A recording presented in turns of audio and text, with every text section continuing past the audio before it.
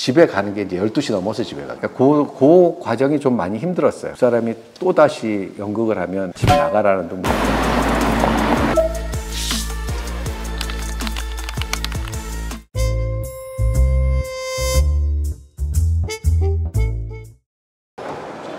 안녕하세요. 왜 이렇게 더운 데까지 오셨어요? 네, 저는 안암병원 신경과에 근무하고 있는 박건우입니다. 그럼 뭐 저희 신경과 올라가 보시겠어요? 우린 두 가지 섹터예요. 하나는 이제 진료 섹터, 저쪽은 검사 섹터. 왜래? 복잡하죠. 휴무라고 하죠. 예. 그래서 저한테 방이 배정이 안 돼 있어요. 여기는 신경인지검사실 있는 거 다 아실 거고. 네, 안녕하세요. 여기는 안구검사실, 유발전이검사, 근전도 검사. 환자들이 근육이나 신경의 질환이 있을 때 전류를 주거나 좀 자극을 줘가지고 기능을 검사하는 기계. 우리한테 남아있는 유일한 레이던트. 뇌파를 전체적으로 조종하는 뇌파 조종실이 따로 있어요. 모니터를 쭉 하고 있는 곳이고, 여기에는 운동검사실, TMS 인지기능 훈련을 하면서 뇌 자극하고, 그래서 인지 능력이 좀 좋아지나를 보는 임상시험 중. 예, 이렇게 해서 이제 저희가 검사실은 한 곳에 다 모여서 한 섹터를 이루고 있어요. 그래서 오시는 분들이 그냥 많이 움직이지 않고 곧바로 여기서 검사하고 다시 들어갈 수 있게. 정년이 얼마 안 남았다고 그러는데 소외가 어떻게 돼요? 신경과 여기 들어와서 거의 후회하는 것 없이 열심히 해왔던 것 같아서 아쉽거나 그런 건 없습니다. 후배들이 계속 잘 열심히 해주셔서 지금의 고대의대 신경과가 됐고, 고려대학교에서 근무하고 있는 이 자체가 무척 자랑스럽죠. 행복하게 은퇴할 수 있을 것 같아요. 연장은 안 하시고요? 앞으로 교육적인 것이 더 필요하다고 한다면 제가 1년 정도는 더 있을 생각은 해보는데, 저도 제가 하고 싶은 일을 좀 하고 싶어서 그냥 학교보다는 좀 강호에 나가서 일을 좀 해보고 싶습니다. 정년 후에 어떤? 제가 요즘 관심 있는 게 재택의료예요. 제가 지금까지 봤던 환자들이 다 파킨슨병이나 치매 환자들, 그래서 환자분들이 잘 못 오세요. 그러면은 계속 병원에 있는 사람들 입장에서는 이제 와라라고 얘기하는데, 실제로 올 수 없는 상황이 됐다는 것을 알면서도 그렇게 얘기하는 것은 그분들한테도 힘든 일이고, 대학병원이라는 시스템에서 좀 벗어난다면 찾아가는 진료도 가능하지 않을까, 그런 시스템 만드는 일에 좀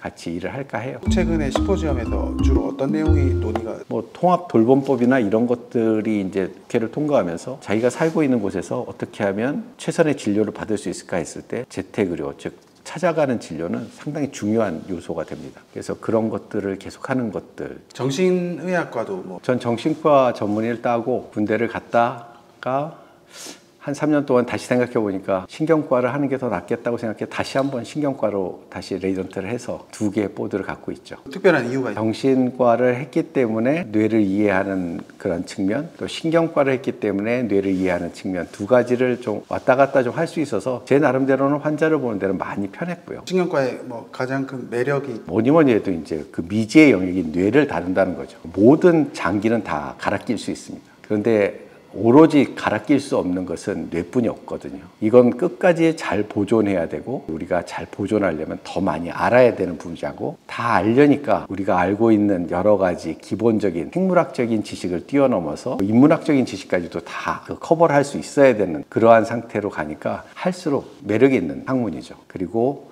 안타깝게도 그런 것들을 잘 하시던 분이 뇌에 병이 생기면서 그런 지혜라든가 총기가 없어지는 것들을 보면서 안타깝기도 하지만 또 뇌의 기능이 이런 쪽이 있었구나라고 알아가는 것도 제 입장에서는 흥미있고 재밌던 부분이었죠. 진료 철학이? 제가 주로 보는 환자분들은 오랜 질병을 앓고 계세요. 그리고 진단을 받으면 그렇게 썩 좋은 예후를 갖고 있다라고 생각하지는 않습니다.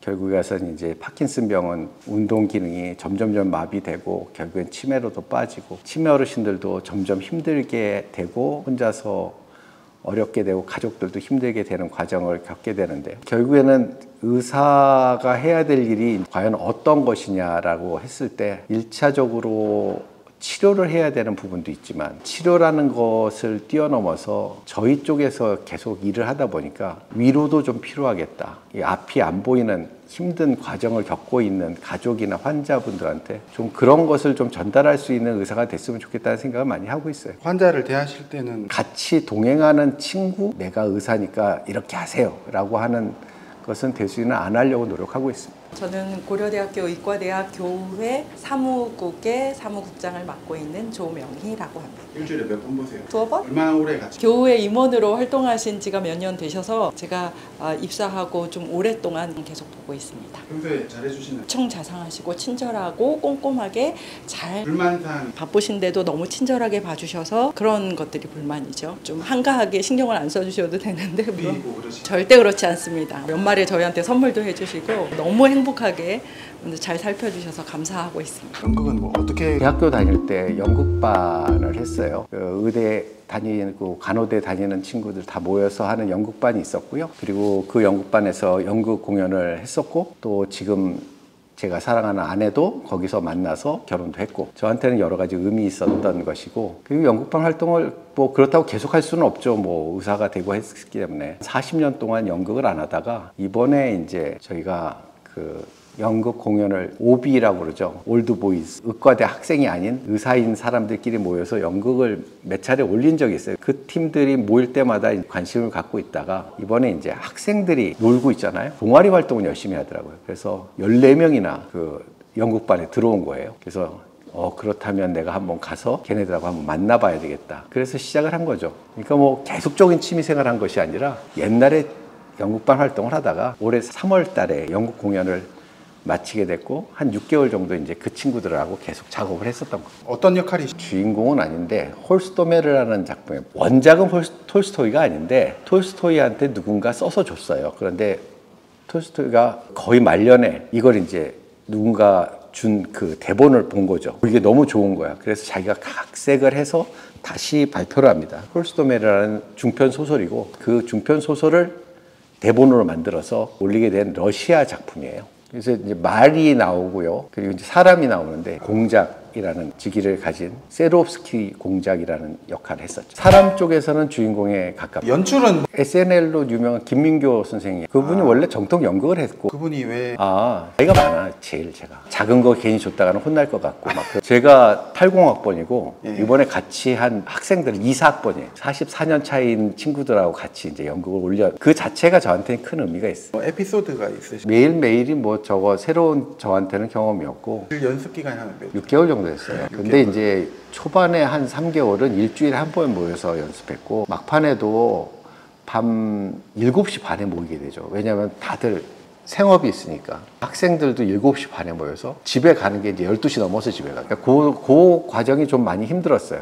그 사람이 또다시 연극을 하면 집 나가라는 등 뭐. 요새 학생들이 학교에 많이 없는데 예. 작년에 입학한 뭐 2학년. 예, 작년에 입학한 2, 4학번이죠. 2, 5학번은 아직 이제 그때 우리가 연습하고 있었을 때는 입학을 안 됐으니까. 지금은 2, 5학번이 지금 들어왔고. 그 친구들이 막 신입생인 거죠. 그러니까 신입생인데 들어왔는데 의과대학 교육을 전혀 받지 않았기 때문에, 예전 같으면은 예과 1학년 학생이 의대 교수를 보면은 되게 무서워했거든. 무서워했지. 당연히 무섭지. 왜냐하면 제일 나이도 많은 사람이고. 그런데 근데 그냥 자기 할아버지 대하는 듯이 그렇게 봐서 괜찮았어요. 그래서 뭐 그 격의가 많이 없어졌다고 할까? 때로는 버르장머리가 없어 보이기도 하지만, 그래도 자기 나름대로는 그게 최선을 다해서 존경의 뜻을 표했다니까 뭐 그거 받아들여야지. 그런 거 아니면 뭐 얼굴도 못 볼 뻔. 그렇죠. 그렇지 않으면 뭐 제가 어떻게 애들을 보겠습니까? 그래서 진짜 학생들 보기 위해서 갔고, 학생들을 보니까 또 학부모님들도 만나게 됐고, 학부모님들 입장에서는 사실은 연극을 한다고 했을 때 좀 불안하거든요. 교수도 같이 한다. 이것이 이제 많이 마음 놓이는 거고, 그래서 여러 가지로 제가 그냥 출연했던 것이 학생들한테는 좀 도움은 되지 않았을까 생각해요. 연극이란? 연극은 의대 학생들한테 반드시 필요한 과정이라고 저는 생각을 해요. 전 사실은 의대를 다니고 싶어서 다닌 게 아니라 수학을 못 해갖고 이공계통해서 갈 데가 의대뿐이 없어서 왔다는 그러한 재수없는 이야기를 좀 하는 인간인데, 실질적으로 의대를 갈 생각이 별로 없었어요. 그래서 많이 방황했었죠. 연극을 하면서 다른 사람이 대보는 여러 가지 과정을 거쳐보면서 조금 공감할 수 있는 능력이 좀 늘어났다고 할까? 그러다 보니까 이제 아픈 사람들에 대해서 공감할 수 있는 능력이 좀 늘어나면서 내가 이런 일을 하는 것이 괜찮은 일이구나라고 이제 알게 돼서 의대에 정착을 하게 됐고, 그래서 연극은 내가 아닌 나를 한번 해볼 수 있는 기회가 항시 주어지기 때문에 그걸 한 번씩 탈바꿈하면서 성장이 조금 더 빨리 돼요. 연극 계속 하실 겁니다. 지금은 너무 나이가 내가 더 이상 이제 뭐 성장을 어떻게 하나. 이번에 이제 연극 끝나고 나서 저희 가족들도 그냥 아빠 연극한 거, 남편이 연극한 것에 대해서 좋아하더라고요. 근데 이제 다음부터는 그렇게 오랫동안 나오는 거 하지 말고 잠깐 나오는 거 해서 좀 가족들하고의 시간을 좀 늘렸으면 좋겠다. 몇 회? 7번. 7번인데 제가 더블 캐스트였어요. 그래서 제가 3번 공연을 했고 어떤 행사예요? 제 입장에서 이제 신경과학을 알리는 일을 계속 해왔었어요. 신경과라는 것도 잘 모르고 뇌에 병이 생기면 왜 저렇게 되는지에 대한 설명을 좀 누군가는 계속 해야 되겠다 해서 중고등학생들을 대상으로 해서 뇌과학 올림피아드 강사도 꽤 오랫동안 했었고, 그리고 이제 뭐 종교인들하고도 저도 이제 종교가 크리스천이고 그러기 때문에 이제 많은 대화를 하다가 한신대학교에서 과학과 종교를 한번 같이 이야기를 해보자라는 그러한 프로젝트를 하고 있어요. 우연치 않게 그런 프로젝트에 끼어들어서 신경과학적인 입장에서 뇌에서 어떻게 하면 우리가 이타성을 발휘할 수 있는가, 이타성은 진짜 우리 몸에서 프로그래밍 된 것인가 아니면은 주어진 것인가 아니면 개발해야 될 것인가, 뭐 여러 가지 얘기를 할 수 있는 것들이 있으니까 어디서 비롯됐다고 생각해요? 프로그래밍 돼 있는 것들이 있어요. 우리가 지금 하고 있는 것들을 보면. 왜냐하면 우리가 이제 사회인지라고 해서 사람들을 배려하는 것이 어렸을 때 잘 교육만 되면 그게 살아나거든요. 그래서 남들을 배려하고 같이 사회를 이루면서 사는 그런 능력이 생겨요. 근데 이제 그런 것들이 발달 과정에서 제대로 자극이 안 되면 이제 어려워지고. 그래서 저는 주로 이러한 것들을 병이 있는 사람들을 대상으로 해서 병이 있었을 때 그런 것들이 사라지는 걸 봤을 때 뇌에 어느 정도 프로그래밍 돼 있는 그러한 것이다라고 얘기를 했죠. 유지할 수 있는 뭐 비결이? 아니 뭐 특별히 건강관리 계획은 없는데 이게 이제 워커홀릭이죠. 어떻게 보면 일을 벌리는 스타일이에요. 일을 벌리지 않으면 도리어 좀 불안하고, 그래서 제가 이제 좀 이게 나중에 나이 들어서는 좀 문제가 있지 않을까 해서 요즘 일을 줄이는 연습을 하고 있는데, 그 빈자리가 너무 힘들어서 또 무슨 일을 벌이고 하는 그런 스타일이에요. 지가 좋아서 하는 거죠. 내일만 하더라도 울산에 가서 광역치매센터라는 곳에 심사를 갑니다. 그거 끝나자마자 부산에 있는 한 교회에서 일반인들을 위한 강의를 하고, 그리고 비행기 타고 들어오고, 그리고 모레는 그냥 하루 종일 외래보고, 그런 비는 시간을 잘 못 참는 것 같아. 그래서 이제 계속하고 한 주 스케줄을 딱 봤을 때 빡빡해야지만이 마음이 내가 이번에 일을 하고 있구나. 이게 나쁜 버릇이에요. 나쁜 버릇이어서 이제 점점 줄일 건데, 완전 이렇게 뭐 멍 때리면서 쉬고 집에 가면 멍 때려요. 아무 생각 없이 있고, 아침은 저는 반드시 먹습니다. 메뉴가? 식사를. 밥, 샐러드, 뭐 이런 빵은 잘 안 먹어요. 그럼 몇 시에 일어나요? 6시 반에서 7시 사이? 영양제 드신 영양제는 잘 안 먹어요. 하나도 안 돼요? 거의 안 먹어요. 집사람이 억지로 먹여야지 먹지. 저는 찾아서 안 먹습니다. 왜냐면 이미 내가 먹고 있는 양, 그것이 다 영양인데, 전 약 많이 먹는 거 진짜 싫어합니다. 밤에 보통 언제 좀? 이렇게 바쁘게 지내니까 밤은 잘 자요. 보통 12시 전에 좀? 네, 12시 전에 자려고 노력하죠. 그러면 한 대여섯 시간 정도? 그럼요. 6시간 이상만 자면은 뭐 아주 개운하고 좋으니까. 사우나 좋아하세요? 전 그런 거 별로 좋아하지 않습니다. 60대 들어서 수영에 도전하고 있어요. 은미체가 중요해요. 60 넘어서는. 그래서 성악도 도전하고 있고, 그러다가 뭐 연극도 이제 엮여서 했었고 뭐 그런 거죠. 근무하신 지는? 아예 그냥 고려대학교를 떠난 적이 없어요. 학생 때부터 계속. 맛집이나 뭐 안암동 주변에는 맛집은 없습니다. 여기는 양으로 승부합니다. 가성비가 최고인 데가 많죠. 살기 위해서 먹는 걸까요? 아니면 맛있어서 먹는 걸까요? 너무 어려운 질문인데 둘 다죠 뭐. 맛집이 있는데 줄을 서실 거예요? 전 줄 잘 안 씁니다. 요 동네 뭐 명소 안암동에서는 고려대학교가 제일 놀러 가기 좋은 데예요. 왜냐하면 실질적으로 쇼핑할 수 있는 공간도 있고, 책을 읽을 수 있는 공간도 있고, 젊음이 있고, 그렇기 때문에 학교가 제일 편해요. 산책하기도 좋고. 저희가 이 캠퍼스가 3개로 분리되어 있는데 다들 그냥 걸어보고 하시면 다 이쁘다고 얘기하시거든요. 개운사라고 오래된 고찰이 있어요. 보물이 2개나 있습니다. 고대 가면 그 박물관이 있어요. 고대 박물관 가면 거기도 국보가 있습니다. 국보가 있는 대학교 박물관 별로 없거든요. 개업 생각은 한 번도 없으셨어요? 이제 은퇴하면 개업하려고 생각하고 있는 거죠. 있는 동안에는 저는 학생들 교육을 좋아해요. 그래서 가르치는 걸 좋아해요. 그래서 계속 그냥 학교 선생으로 그냥 있기를 원했었던 거고, 그래서 교수를 택했고, 그것을 계속 해오는 게 좋으니까. 자택은 어디? 한 4년 전까지는 이 근처에 살았어요. 5분 안에 도착할 수 있게. 근데 지금은 계속 여기서 살으니까 여러 가지로 힘들어지더라고요. 재산 가치가 자꾸만 떨어져.